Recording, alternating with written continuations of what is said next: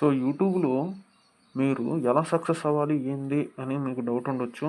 So యూట్యూబ్లో ఎలా success అవ్వాలంటే మీరైతే కన్సిస్టెన్సీగా వీడియోస్ అనేది అప్లోడ్ చేయాలి. డైలీకి ఒకటి, లేకపోతే ఒక టైం ఫిక్స్ చేసుకోండి. ఒక 1 వీక్ ఒకటి, లేకపోతే 2 వీక్స్కి ఒకటి, లేదు 10 డేస్కి ఒకటి, 5 డేస్కి ఒకటి, అట్లా టైం ఫిక్స్ చేసుకొని రెగ్యులర్గా మీరు అప్లోడ్ చేస్తూ, లేదు మీరు ఉండరనుకో ఖాళీ టైంలో మీరు ఏదో ఒక కంటెంట్ ఎంచుకొని వైరల్ కంటెంట్ అని కాదులే కానీ ఏ కంటెంట్ అయినా ఎంచుకోండి.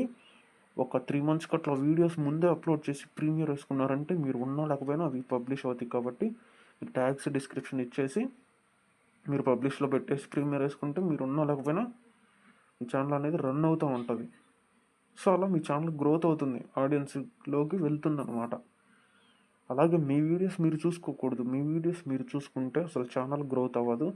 నెక్స్ట్ ఏంటంటే అసలు ఛానల్ అనేది మీకు ఎంగేజ్ అవ్వదు అనమాట.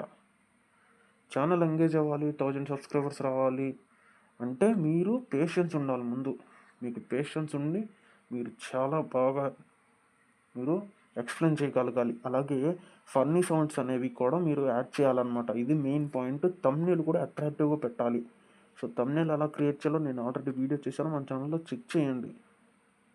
సో ఈ ఛానల్కి సబ్స్క్రైబర్స్ లేరు, కానీ నేను ఛానల్ పెట్టింది నాకు తెలిసిన నాలెడ్జ్ నేను మీకు షేర్ చేసుకోవడానికి.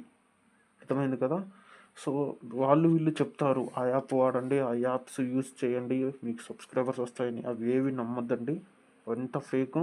జెన్యున్గా మీరేం చేస్తారంటే ఒక ఛానల్ క్రియేట్ చేసుకొని ఆ ఛానల్లో షార్ట్స్ అప్లోడ్ చేయకుండా మెయిన్ వీడియోస్ అప్లోడ్ చేయండి.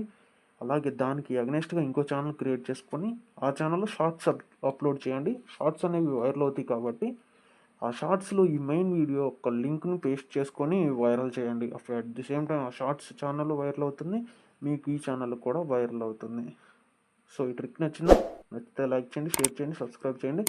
బెల్ ఐకాన్ యాక్టివేట్ చేసుకొని మన ఛానల్ కొత్తగా వస్తే సబ్స్క్రైబ్ చేసి బెల్ ఐకాన్ యాక్టివేట్ చేసుకోండి.